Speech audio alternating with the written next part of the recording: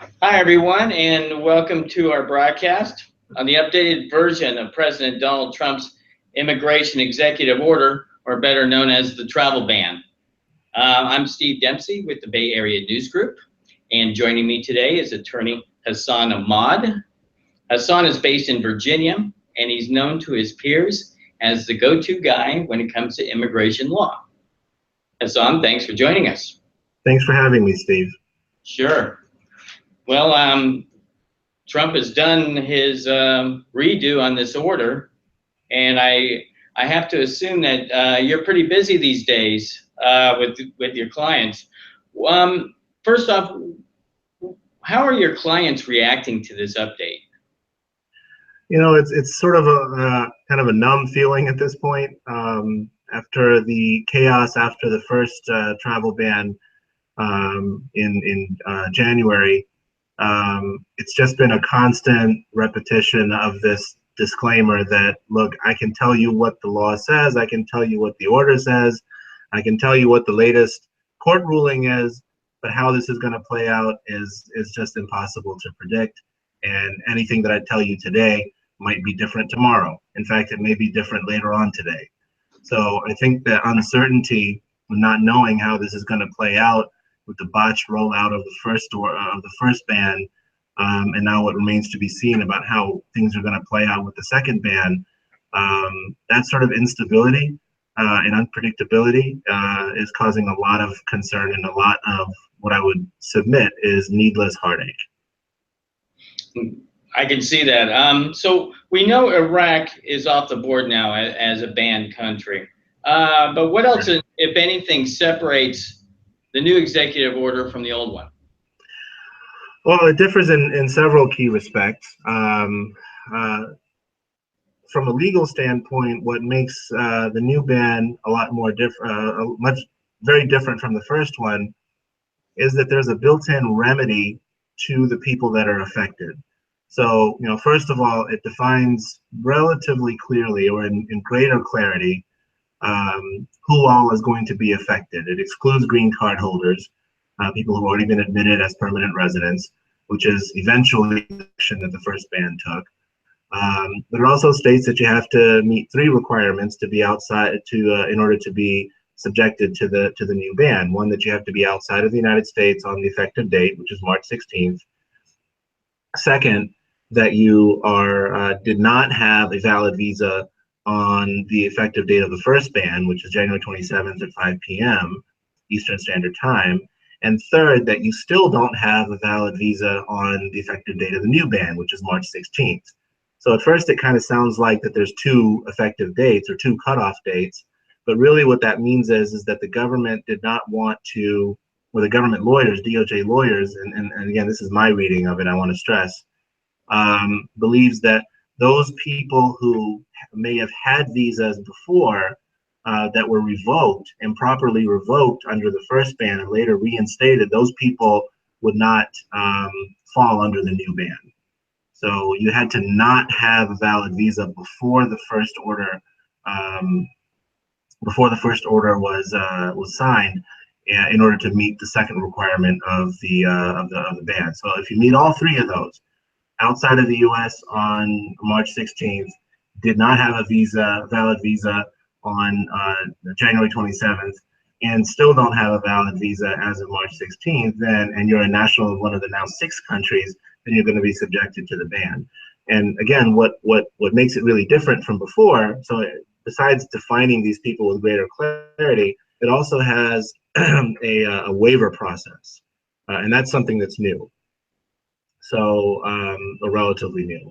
The way this waiver process works is that if you are subject to the ban, there is supposed to be a process by which you can ask for an exemption or a waiver of that ban and still travel to the United States within the 90-day suspended period by showing things like you're not a national security risk and that it's going to cause undue hardship, and that your entry into the United States would be in the national interest of the United States. Unfortunately, none of those terms are defined, so we don't know exactly what a consular officer would be looking for or how long they would take to make a decision. So certainly it's not complete as far as what we're normally used to seeing in terms of a waiver process in the immigration law, but it is there, and it is it makes a big difference. Well, this seems to me like, and tell me if I'm wrong or not, but we've created some hoops to jump through for people. You know, even those who weren't valid but are now valid. Mm-hmm. I think I would agree with that. You know, I kind of like to refer to this entire ban as a self-licking ice cream cone. It's really only exists to serve itself. You know, the an internal DHS report that was released just a few days before the signing of this executive order specifically said that citizenship or nationality is a really poor indicator, or an unreliable indicator, I believe the term was used, of dividing whether someone was prone to nefarious intent inside the United States. So, and not only that, but 10 different high-ranking national security officials, current and former, who served in both Republican and Democratic administrations, signed an affidavit in one of the court cases here in the wake of the first ban here in Virginia, that said that not only do these type of blanket bans on an entire nation, not only do they not do what they purport to do, in other words, it doesn't even help national security, or to give any sort of valuable intelligence or whatever other justification is put forth, but it actually undermines national security. So in the face of that actual evidence or actual facts, the administration's persistence seems to me that this entire ban is really just an attempt to fulfill a campaign promise that has actually very little to do with the facts on the ground, with the actual facts, as opposed to the alternative facts. So, so do you think that this makes us any safer? I'm not sure it does. I think that it's clear that, and again, this is not my opinion, this is the opinion of 10 high-ranking national security officials, including Madeleine Albright, including John Kerry, and a number of other people with intelligence that dated as a week before the first ban, so third week of January 2017, who stated that it undermines national security. So they said they think that it makes us less safe. So I'd rather, I think they know what they're talking about. So let's talk about how this affects the H-1B program. I mean, this program helps companies like tech firms recruit talented immigrants without displacing American workers. But it's been criticized quite a bit lately. How does this updated ban affect that program?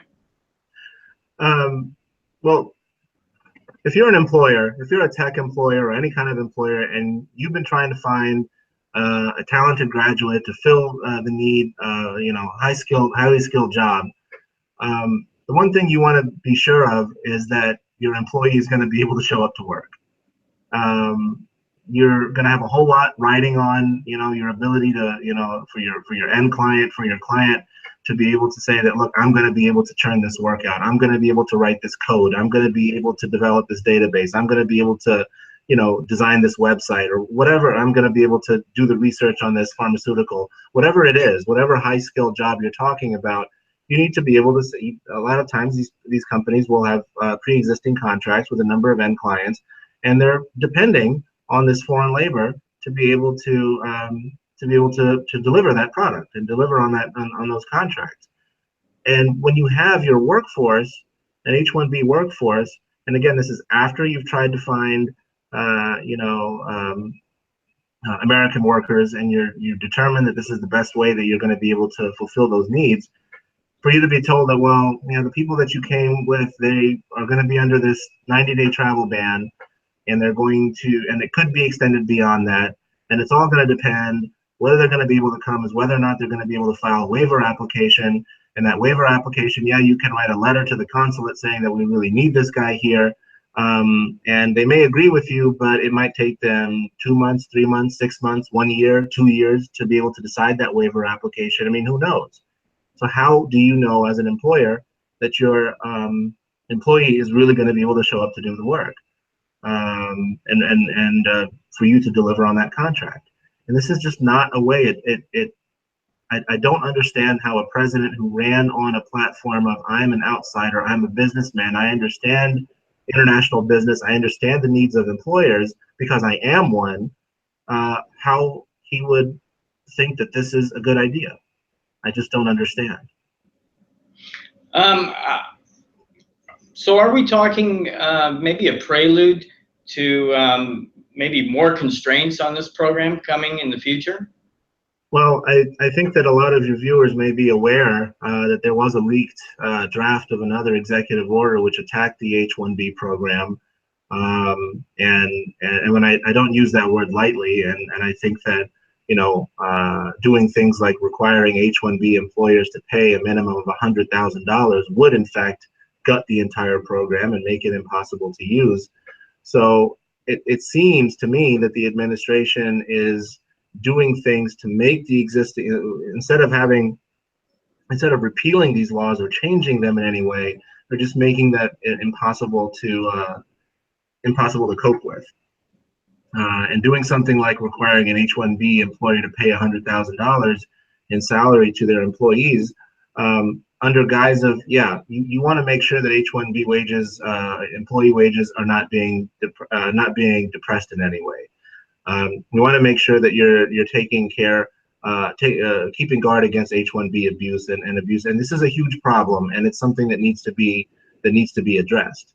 But gutting the entire program, throwing the baby out with the bathwater, and not recognizing what these companies actually need, what they've said they needed, what they've been saying they've needed for so many years, having a ridiculous, lottery system where the market clearly wants more of these visas available, and the cap is stuck at 65,000, effectively putting a quota on intelligence. Those aren't my words; those are Bill Gates' words.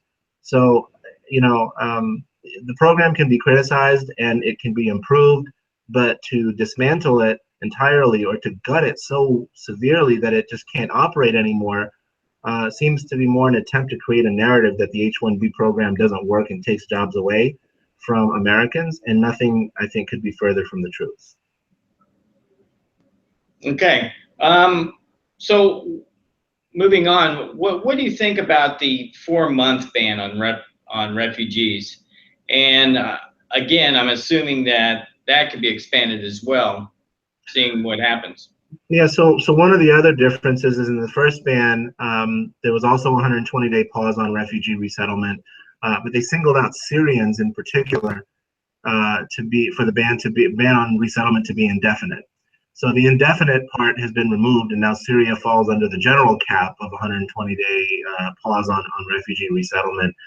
But for some of these people, and again, the numbers we don't have yet, but for people who are in the last stages of the extensive vetting process that goes through for refugees, and there is one, and I want the viewers to know that there is an extensive vetting process, and it's most likely and arguably the most comprehensive vetting system in the world when it comes to determining who these people are that are trying to come into the U.S. When it takes a very long time. The point is these clearances have shelf lives.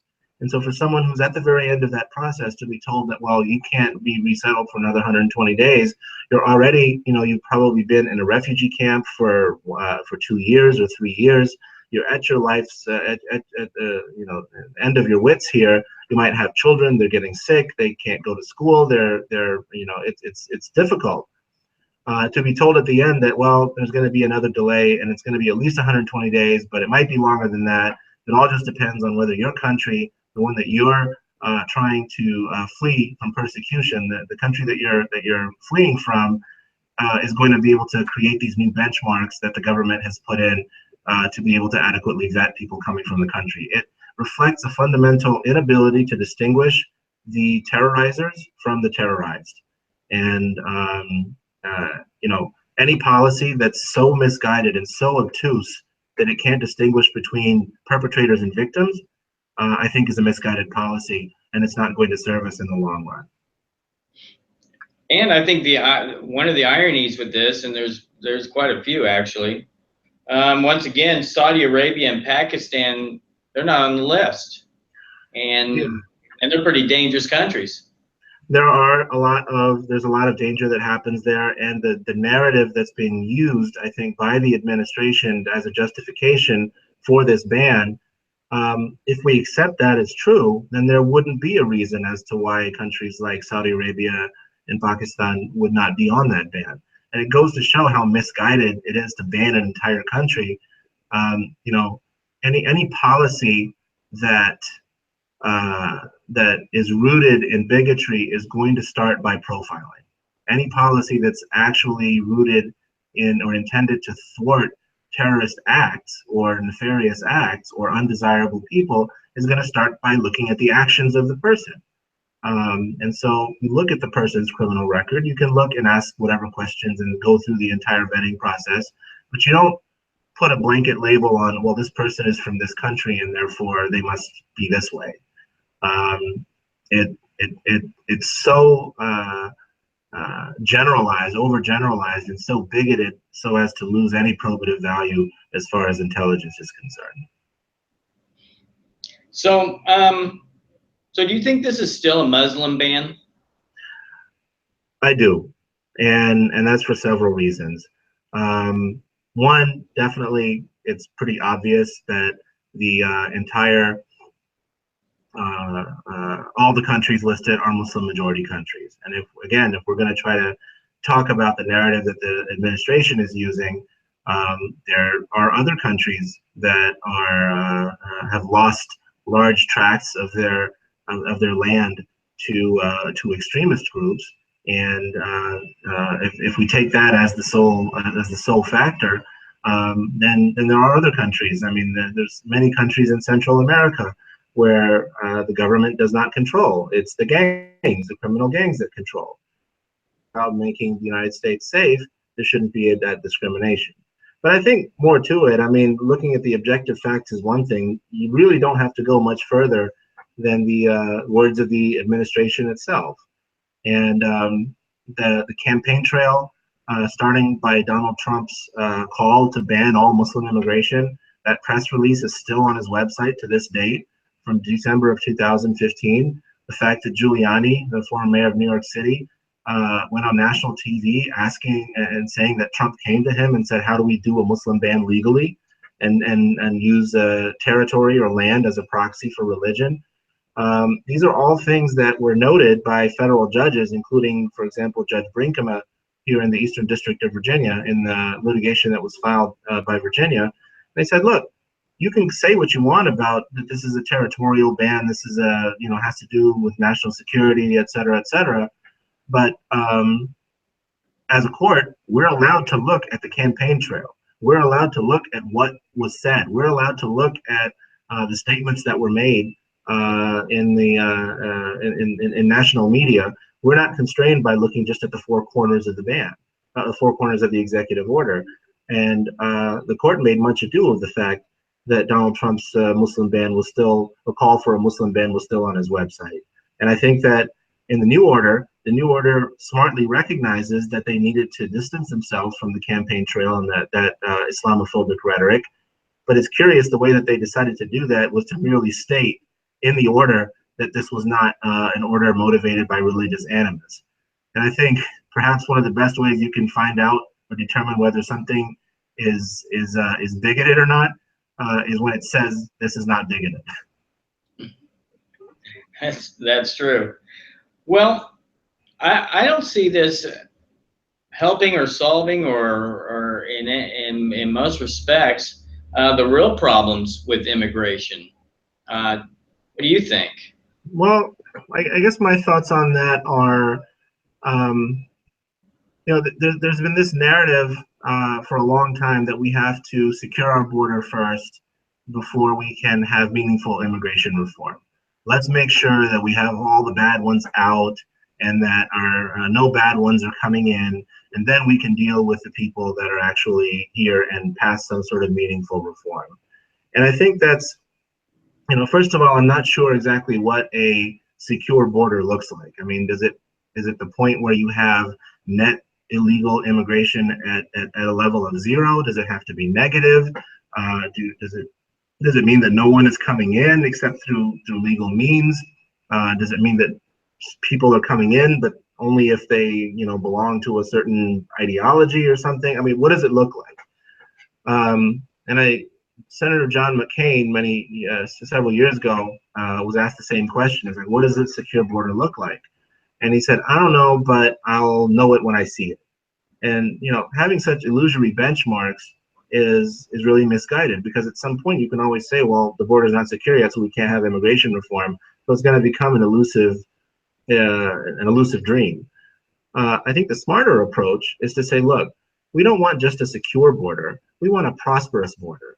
We want to have a border where, I mean, look at some of the borders between European countries where there's a lot of cooperation. It's nothing more than a line in the sand. Sometimes it's not even that. Sometimes you have examples of cafes where some of the seats are in one country and some of the seats in the dining room are in another country.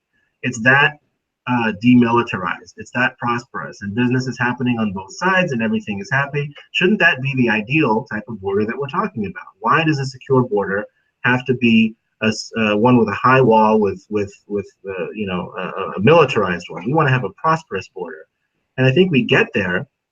We get there not by throwing up walls. We get there bypassing immigration reform. That's what's actually going to secure the border and make it prosperous. The most secure border is one where people on both sides are able to achieve prosperity. And the most insecure border is one where people on one side are getting killed. I think that's as simple as I can say it. These calls to militarize and secure the border with brick walls and infrared sensors and drones and 5,000 new officers, I think is ultimately misguided.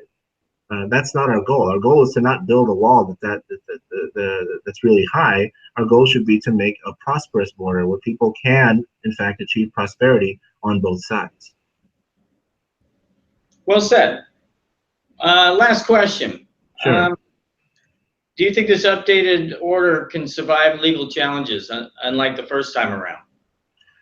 I am hoping that I'm wrong, but I think it is designed to be a lot more bulletproof. And the reason I say that goes back to what I said in the beginning, which is it has to do with the idea of standing, the legal right to bring a lawsuit.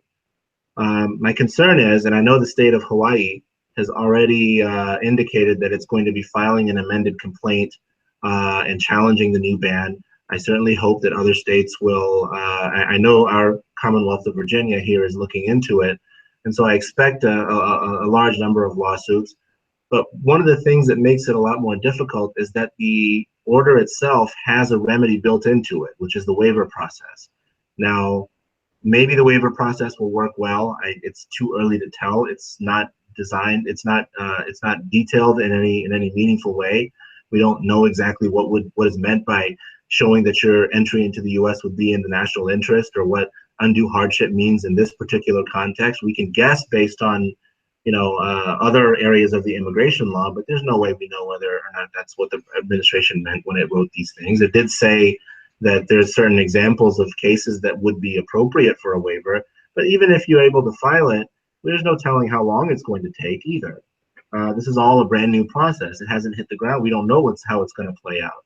But the fact that a remedy exists means that that a court could say, well, before you get to court, you have to go and exhaust all your administrative remedies and get denied, or at least wait so long that your wait is tantamount to a denial before you even get the right to get into court. And this was an issue that didn't, it came up, standing came up in the first cases, but there was no notice given. It was a blanket ban. It was a unilateral ban that was given with no notice. And I think that rubbed a lot of courts the wrong way. And they said, well, no, these people actually do have articulated an injury, and they should be, given redress in the courts. I'm not so sure that's going to happen the second time around. There still is the Establishment Clause violation that arguing that it's a Muslim ban as a matter of law and infringes on free exercise of religion, but that's a tougher call to make. I think that there's plenty of evidence to support it, and I think the litigation will continue. But the legal posture of a lot of the states, I believe, is different, and I think it's ultimately weaker than it was the first time around. But I hope I'm wrong. Okay, well, I guess we'll see how this plays out. And I think we have a lot of chapters of the story. Absolutely. Yeah.